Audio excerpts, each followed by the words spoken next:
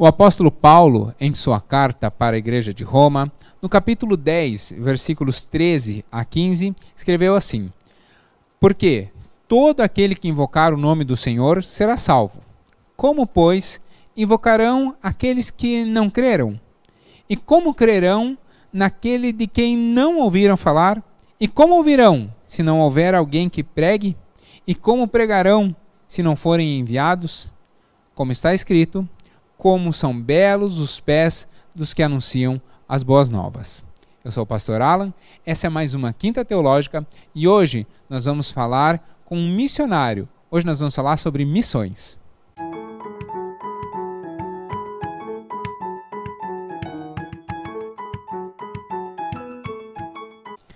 Toda quinta, aqui no Teu Legal, nós temos a Quinta Teológica, que é sempre um momento em que nós vamos conhecer um pouco mais das Escrituras, conhecer um pouco mais de um determinado ponto teológico, conhecer um pouco mais de um determinado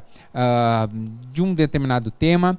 E agora nós temos nos dedicado a conhecer um pouco mais do que Deus tem feito na vida da liderança da Igreja Batista de Bom Retiro. Por isso, se você tem qualquer sugestão, qualquer tema, qualquer dúvida, pode colocar aqui nos comentários, porque eu leio absolutamente todos os comentários. Do mesmo modo, toda terça eu tenho postado um vídeo novo da série chamada A Bíblia Explicada. Nela, eu leio um trecho das Escrituras e vou explicando. Todo o livro de Jonas já está disponível e você também já tem um bom trecho do livro de Salmos. Então, se você quer conhecer mais do que simplesmente ler toda a Bíblia, mas você quer ler com compreensão e entender realmente o que aquele texto diz, por que tem aquela determinada fala, por que tem aquela determinada construção, os vídeos da série A Bíblia Explicada podem te ajudar nisso. Sempre são vídeos curtos, acho que o maior que tem lá, se não me engano, são 12 minutos, né? Tem vídeos de 5, 6 minutos, em que são lidos um capítulo da Bíblia e vem a sua respectiva explicação. Do mesmo modo, todos os dias você tem um pequeno vídeo, que são os cortes das ministrações e das quintas teológicas. Todos os dias você tem um vídeo novo aqui no Teu Legal. Então, ajude a gente a divulgar o canal, se inscreva no canal, ativa o sininho, porque todos os dias você vai receber um vídeo novo.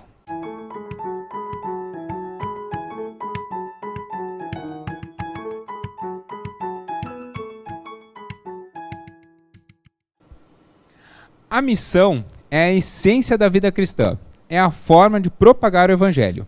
Jesus nos comissiona, nos ordena, nos impulsiona, nos incentiva e nos motiva a olhar para fora das paredes da igreja. O Evangelho de Marcos, no seu capítulo 16, o versículo 15, tem uma fala importante de Jesus, que é bastante comum, bastante conhecida, que diz assim: então, vão pelo mundo, preguem o Evangelho a todas as pessoas. Houve um tempo em que algumas pessoas olharam para o Brasil e disseram: o Brasil também precisa ser alcançado para Cristo. Teve uma época em que olharam para Curitiba, depois olharam para o bairro Bom Retiro e depois olharam aqui para a rua Augusto Simas. Então, nós somos fruto de um coração missionário. Todas as igrejas que há no Brasil, mais cedo ou mais tarde, de uma ligação direta ou indireta, é através de um coração missionário. E missão é a essência da vida cristã. Então, reconhecer as pessoas que têm esse chamado próprio para trabalhar com missões é levantar uma bandeira que o próprio Cristo levantou. E para falar de missões, então, eu resolvi convidar um amigo meu, que é missionário, que é o Max. Tem muita gente que não conhece, mas o Maxwell Silva, que ele é de Brasília, ele é formado em matemática. Já terminou teologia? Terminei, falta só a colação de grau. Então, tá. Já é formado em teologia também, é missionário da CEPAL, é ministro aqui no Bom Retiro, e hoje nós vamos então conversar, mas hoje nós não vamos trabalhar muito sobre as suas atribuições aqui no Bom Retiro. Nós vamos conversar mais sobre missões. Tudo bem, Max? Tudo bem, tudo tranquilo, graças a Deus. Que bom. Max, o Max logo vai passar pelo concílio para ser pastor também. Então nós já vamos treinar a primeira pergunta. Aliás, é literalmente a primeira pergunta. Como foi a sua conversão? Eu nasci num lar cristão, então minha mãe desde sempre disse que eu ia passando de banco em banco, de mão em mão, então desde a primeira semana já chegava na igreja, então eu cresci nesse lar cristão. Então passei por todas as classes, mas a minha conversão mesmo foi com minha mãe. Eu lembro um dia à noite, sentado na cama com 9 anos, ela tinha o hábito da gente fazer devocional à noite, e aí ela fez o plano de salvação, e aí naquele dia com 9 anos eu de fato entreguei minha vida a Cristo, e aí de lá para cá tem essa jornada. Mas eu lembro desse marco, que foi aos 9 anos, dela me contando várias histórias, não lembro a história específica, mas lembro da noite, assim, da qual ela contava a história, e ali eu aceitei a Cristo, mas minha caminhada foi toda dentro da igreja até hoje. E logo depois já se batizou? Não, aí eu fui me batizar com 15 anos. Então demorei um tempo para entendi que eu tinha aceitado a Cristo, mas para tomar de fato uma decisão de batismo, a confissão pública só foi aos 15 anos. Na mesma igreja? Na mesma igreja. Na mesma igreja. Legal. E todos nós somos chamados a ser missionários, né? Todos nós, nem que seja com o nosso vizinho, com um colega de trabalho e tal, todos nós temos uma obrigação, e aqui é a obrigação em amor de Cristo, mas todos nós temos obrigação. Mas tem algumas pessoas que têm esse chamado assim gritante, latente. Como que isso aconteceu na sua vida? Quando que você parou e falou assim, ok, eu gosto de matemática e tal, mas eu preciso ser missionário. Como que o coração missionário surgiu na sua vida? Eu comecei a tocar aos 14 anos na igreja. E comecei a tocar em muitos acampamentos e tudo. E 2 acampamentos foram marcantes para tomar essa decisão. Um deles, o tema de fato era missões. E aí vários missionários falaram e isso começou a queimar no meu coração. De viver isso, de poder ajudar outras igrejas, outras comunidades, ir para outros lugares. E aí começou a queimar no meu coração isso. Em um outro acampamento que eu fui tocar também, o tema era marcando uma geração. E aí isso veio para confirmar o meu desejo de marcar uma geração no sentido de não levantar a bandeira do meu nome, mas poder ajudar comunidades que sejam de fato relevantes. Então esses 2 acampamentos foram marcos na minha história, de decidir de fato viver uma vida missionária.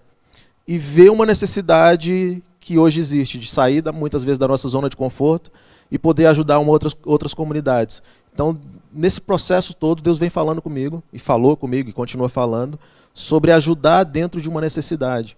Então, não estar só dentro das 4 paredes. Então, desde a minha adolescência, isso foi muito forte para mim. Tanto que eu tocava em uma igreja, mas daqui a pouco me pediam ajuda, eu tocava em outra, e tocava em outra, e eu acho que isso foi me dando esse sentimento de existe uma necessidade gritante nas igrejas e que precisam de pessoas para ajudar. Então essa possibilidade de servir várias igrejas desde muito novo me chama a atenção e Deus foi falando comigo isso. Então, isso é interessante porque você já está até adiantando a minha próxima pergunta. Porque nós temos missionários que trabalham com índios, temos missionários que trabalham com pessoas em estado de drogadição, pessoas em situação de rua, temos missionários que vão trabalhar com ciganos, tem missionários que são transculturais, né, que vão para outras culturas, ou outros países e tal. Dentro desse leque de aplicações de missões, qual é o seu chamado específico? Meu chamado específico, eu achei que seria só música. Então passei um bom tempo achando que eu ia ser músico, ia tocar por aí, que esse era o meu chamado específico. Com o passar da caminhada, Deus vem trabalhando uma questão organizacional, que eu gosto muito de trabalhar com bastidor de igreja, e isso me levou a trabalhar com revitalização de igreja. Hoje o meu foco é ajudar pastores e igrejas que estão passando por dificuldade a se reestruturar. Como pensar para frente, como trabalhar para frente. Nessa época de pandemia agora, eu pude ajudar várias igrejas na área de tecnologia, como que a gente faz uma transmissão de culto, como que a gente vai para o YouTube. E recentemente eu tenho ajudado algumas igrejas na questão de gestão da igreja, de trabalhar com a juventude, de olhar para fora, viagens missionárias.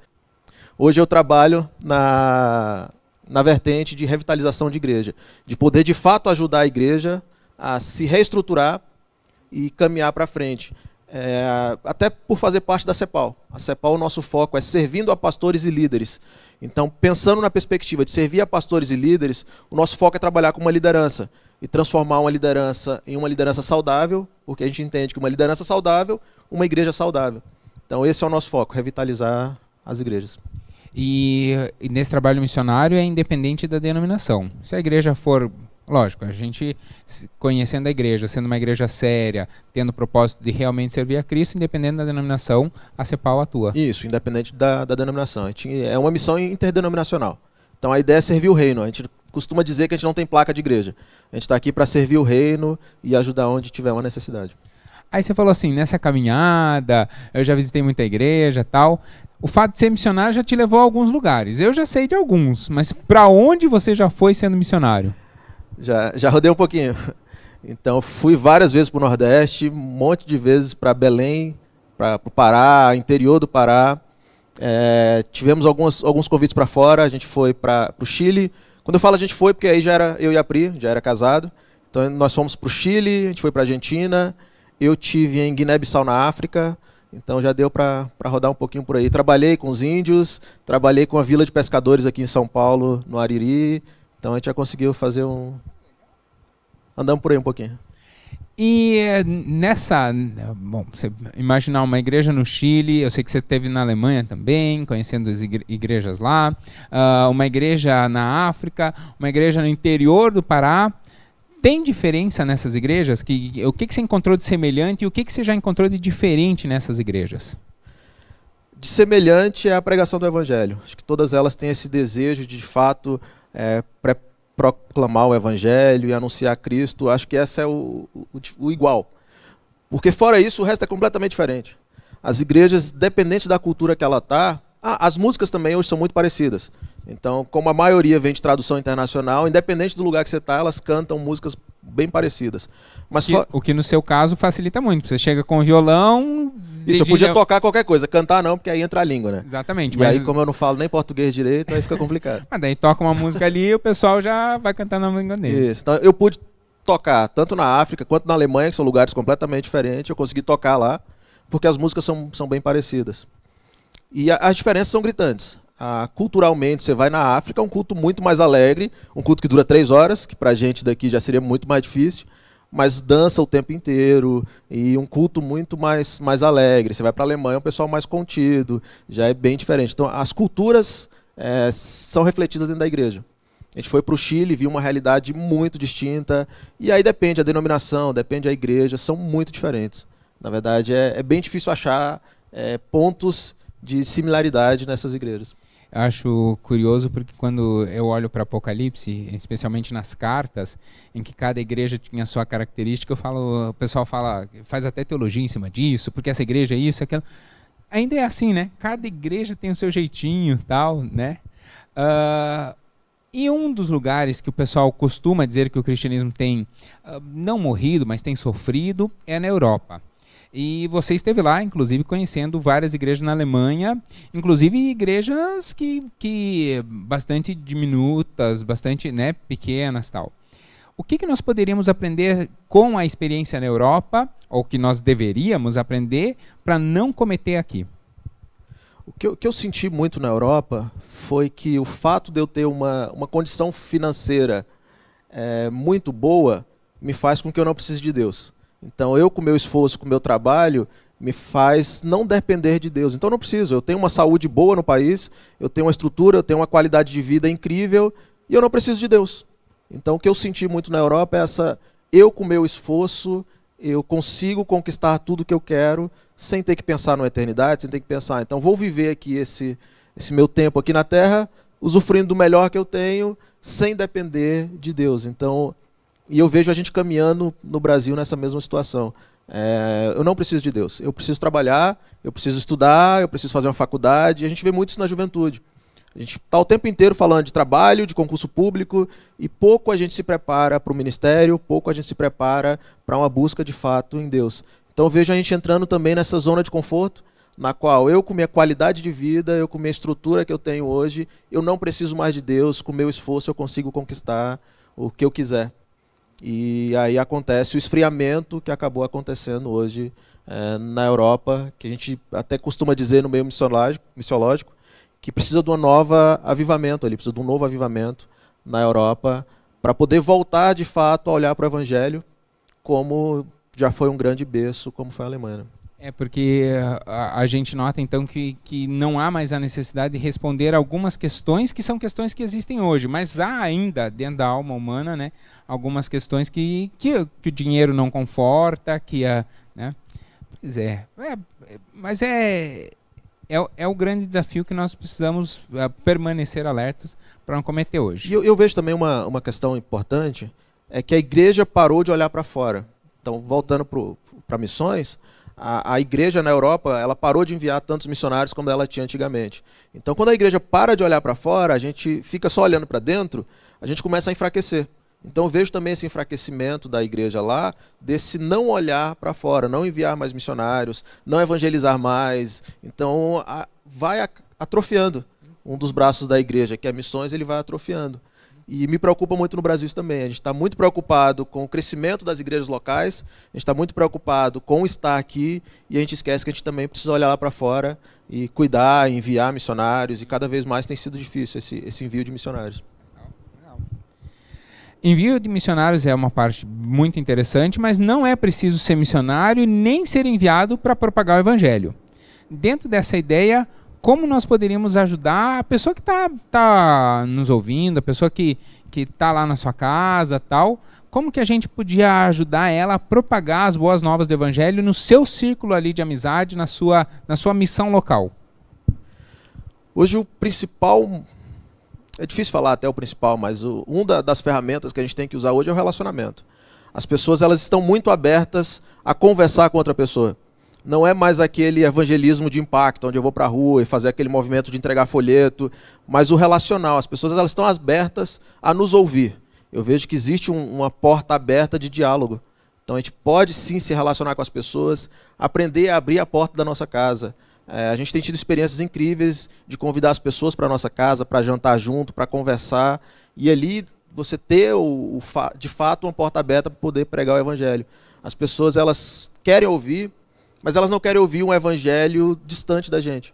Elas querem ouvir um evangelho muito próximo, que é a nossa vida. Então, se é para ser cristão igual a você, ok, eu quero ser. Mas a gente acaba olhando para outros lugares e fala, não, para ser cristão igual a esse eu não quero. Então, a nossa vida diz muito.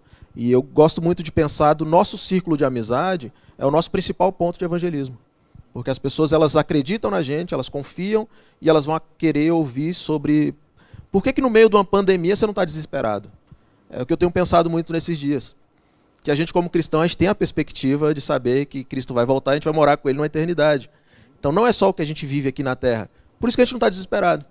E passar essa tranquilidade para as pessoas que estão morrendo de medo de morrer, tem sido um dos pontos de poder pregar. Não estou desesperado porque eu entendo que, independente de tudo isso, Cristo está cuidando da gente e que a nossa vida não é só aqui, ela tem uma eternidade e a gente está se preparando para isso. Então, o relacional é o grande ponto de poder evangelizar as pessoas. A Igreja Batista de Bom Retiro tem membros Brasil inteiro, inclusive fora do Brasil. E você já esteve no campo missionário.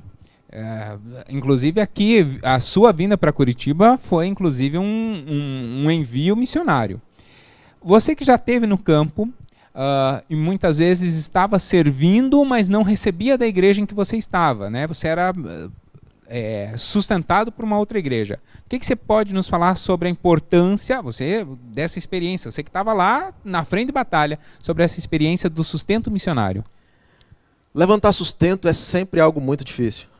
Dependendo para onde você vai, fica mais difícil ainda. Então, quando eu saí de Brasília, eu fui estudar no Rio Grande do Sul, em Gramado, onde ficava o seminário. Então, para muita gente, não, você não vai fazer missões, você vai para Gramado porque a cidade é bonita, porque você quer ter uma qualidade de vida. De Gramado eu vim para Curitiba, mesma coisa, qualidade de vida. E a gente esquece que nesses lugares também precisa de Cristo. Então, levantar sustento é sempre um desafio, porque você precisa comprovar que você vai. Parece que o Brasil ainda tem um conceito de que eu tenho que mostrar pobreza, porque se for para trabalhar com o pessoal da África, com os índios, ainda você consegue levantar. Mas quando você fala de missões mais urbanas, que você vai trabalhar dentro da cidade, a gente ainda tem essa dificuldade de entender que isso também é missões, que também preciso levantar missionário para trabalhar nesse contexto urbano. Então é sempre um desafio, assim. Mas é super possível. Quando a igreja reconhece que de fato você tem um chamado, ela passa a confiar em você ao ponto de contribuir.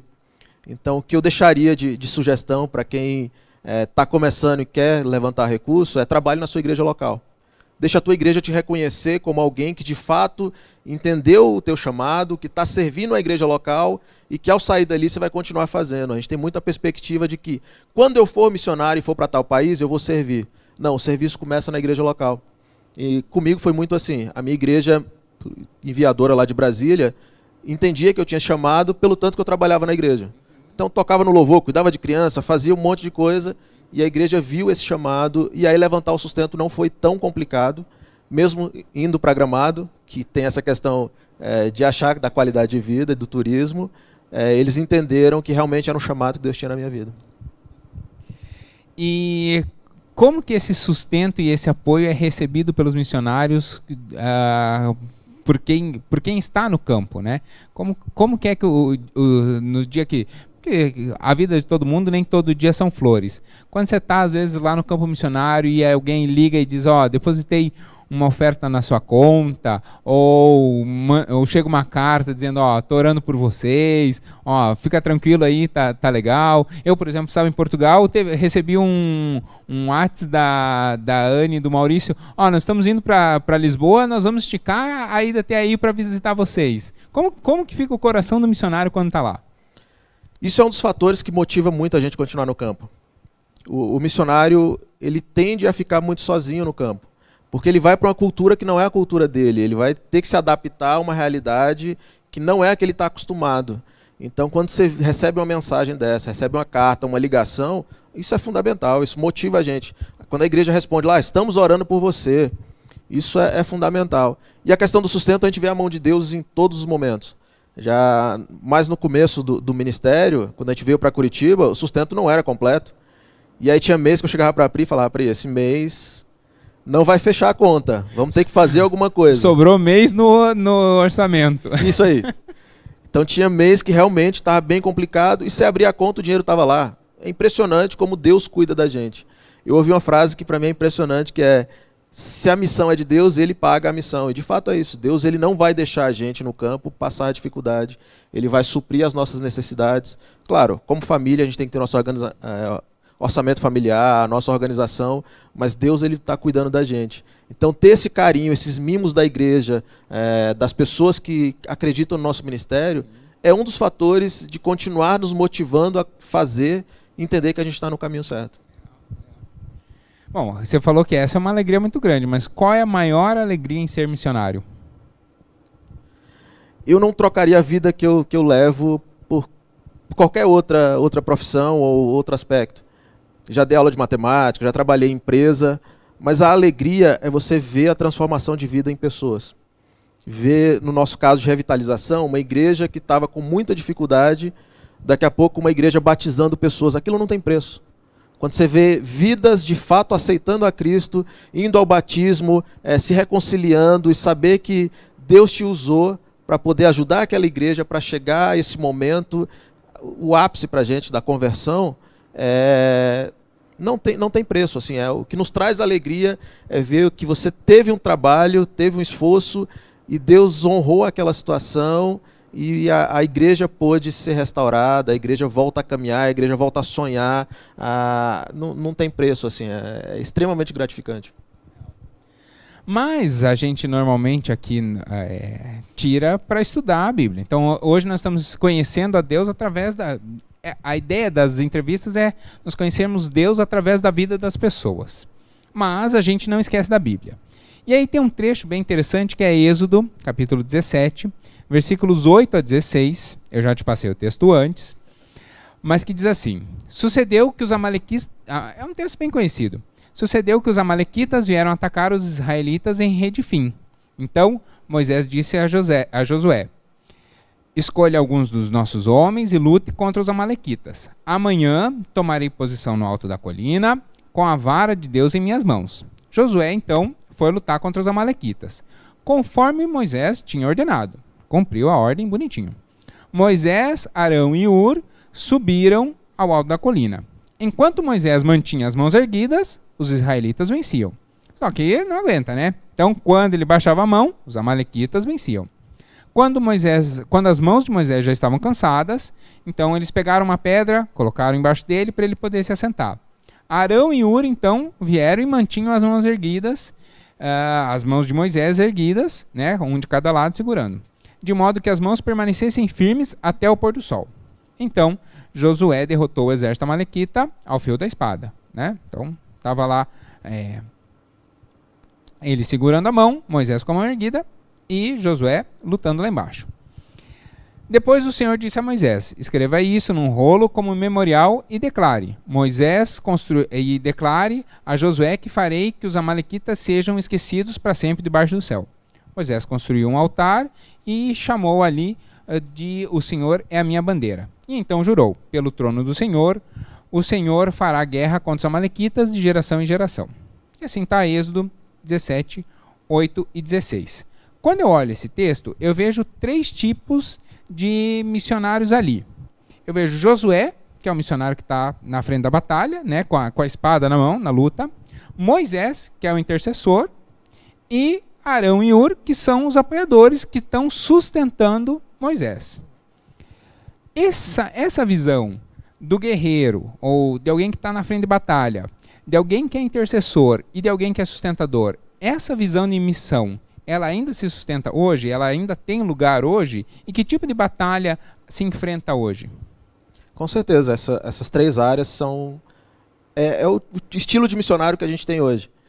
Nem todo mundo tem um chamado para sair da sua cidade natal e morar numa comunidade ou em algum local onde é completamente fora do que você está acostumado. Não é para todo mundo. Então tem esse missionário que a gente chama ponta de flecha, que de fato vai até o local. Mas sem um suporte, sem essa equipe de intercessão que vai estar orando, a adaptação do missionário é muito complicada. E você saber que existe uma igreja orando por você, que está cuidando de você, está dando esse suporte, é um dos motivos de nos dar força para continuar. E sem as condições financeiras, realmente é bem difícil chegar no lugar. Então essas 3... e todo mundo faz parte da missão. A gente às vezes manda relatório para a igreja e o pessoal fala: o que você fez lá? Não foi o que a gente fez. Ninguém faz nada sozinho no campo. Então é o que a igreja de Cristo está fazendo. Não existe o que o Max e a Pri fizeram, não. É sempre uma equipe que fez isso. São as pessoas que estão orando por nós, são as pessoas que estão contribuindo. Eu colocaria ainda mais a pessoa que está mantendo contato. Hoje, para a gente é muito bom assim, receber um contato, receber um e-mail, uma ligação, a visita das pessoas da nossa casa. Então, esse tipo de cuidado também seria vários tipos de missionário. Então, você pode ser um missionário que contribui, você pode ser um missionário que ora, você pode ser um missionário que visita outro missionário, e você pode ser o missionário que de fato vai para o campo. Porque muitas vezes a gente tem a visão de que só é missionário o cara que foi para o campo. Não, aquele que investe em missões, aquele que ajuda a sustentar, seja em oração, seja em sustento financeiro mesmo, ele também está cumprindo, de certo modo, ele também está cumprindo a ideia de propagar o evangelho e de realizar missões, né? Com certeza. Tanto que a gente montou recentemente uma equipe de comunicação, de missionários na área de comunicação para o nosso ministério. Então, como a gente estava se preparando para ir para a Alemanha, veio a pandemia, a gente teve que segurar um pouquinho, mas a gente montou uma equipe de missionários que vão trabalhar sem remuneração nenhuma, entendendo o chamado deles na área de comunicação. Um designer, uma pessoa que tem a questão da escrita, outro que vai fazer vídeos para a gente, e a gente entende que eles são missionários junto com a gente. Então, você pode ser missionário independente da sua área de atuação. Legal. Nós podemos encontrar várias categorias de pessoas que na sua caminhada, né, vão cumprir a sua missão. E aí eu separei aqui alguns versículos que vão mostrar isso. Um dos tipos de missionário é o missionário que está no seu próprio campo. Então, Atos 1:8 diz assim: receberão poder do Espírito Santo, que vai descer entre vocês, e serão minhas testemunhas em Jerusalém, Judeia, Samaria, e aí até os confins da terra. Mas Jerusalém, Judeia e Samaria, onde já estavam ali. Então, há o missionário local. Tem também o missionário que vai estar lá em Atos 18, 2 e 3, que é um missionário que ele já não é em tempo integral, no sentido de que ele tem uma ocupação também, né, que é o fazedor de tendas, que trabalha e faz também a sua missão. Atos 18, 2 e 3 diz assim: ali encontrou um judeu chamado Áquila, natural de Ponto, que havia chegado recentemente da Itália com Priscila, sua mulher. pois Cláudio havia lhe ordenado que todos os judeus saíssem de Roma, e Paulo foi então vê-los. E uma vez que tinham a mesma profissão, ficaram morando e trabalhando com eles, pois eram fabricantes de tendas. Então a gente vê que Paulo, realizando sua missão, ele tinha a mesma profissão, que era fabricar tendas. Nós temos ainda o tipo de missionário que é o intercessor, que é aquele intercessor que vai estar em Salmos 2:8, né? Que é o que vai conquistar, eu vou colocar isso, ele vai estar cobrindo em oração o missionário. E nós temos aquele que trabalha com levantamento de recursos, né? Salmo 2:8 vai dizer: pede-me e te darei as nações como herança e os confins da terra como tua propriedade.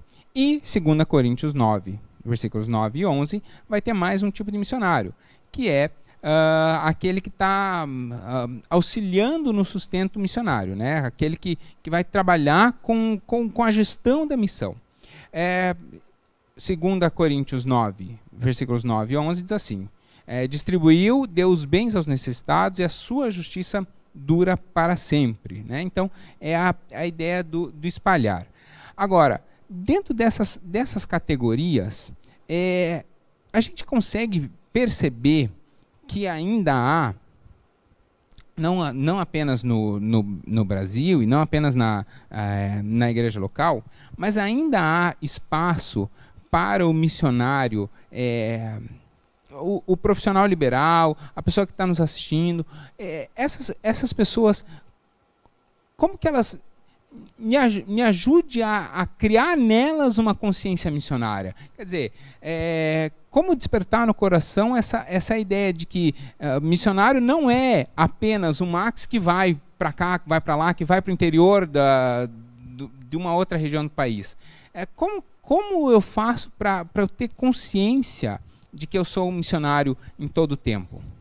E que tipo de preparo um missionário tem que ter?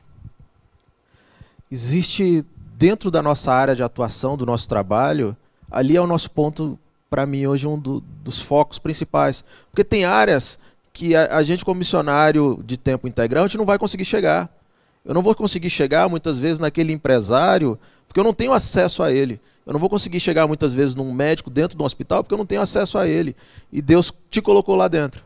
Deus colocou você para ser um canal de bênção lá dentro, para ser alguém que vá levar o evangelho para essas pessoas dentro do contexto no qual você está inserido. Então, quando a gente entende que Deus chamou cada um de nós com um chamado muito específico, e esse chamado ele nos deu aptidão para poder fazer algo, dentro dessa área é a nossa área de chamado missionário. Eu posso ser um missionário, sim, dentro da minha empresa, propagando o evangelho para as pessoas que estão à minha volta, que muitas vezes um pastor, um missionário não vai ter acesso.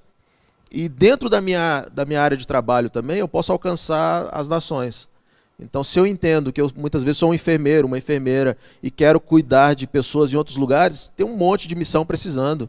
Tem um monte de missão precisando de professores.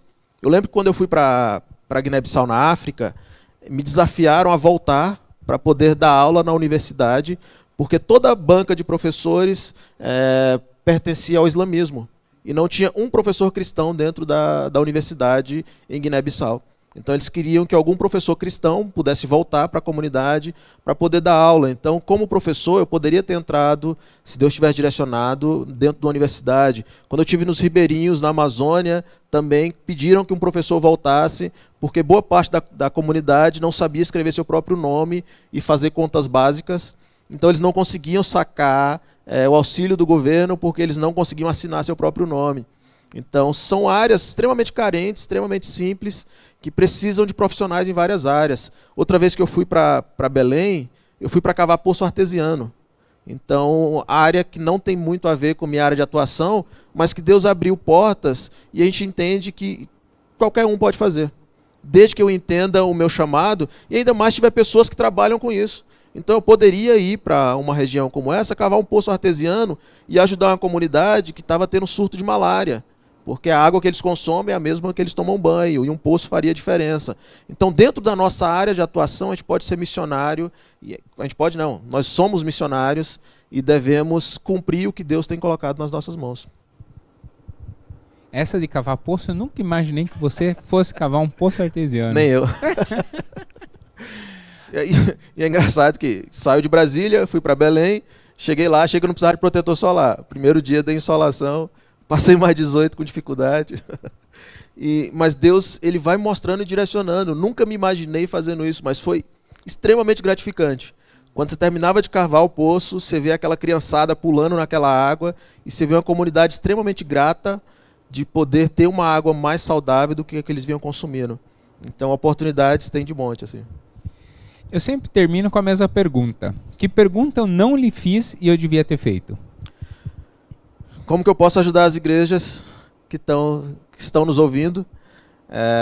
Qual o meio de poder ajudar na revitalização dessas igrejas aí? Max, como que você pode ajudar as igrejas que estão nos ouvindo nesse meio de revitalização?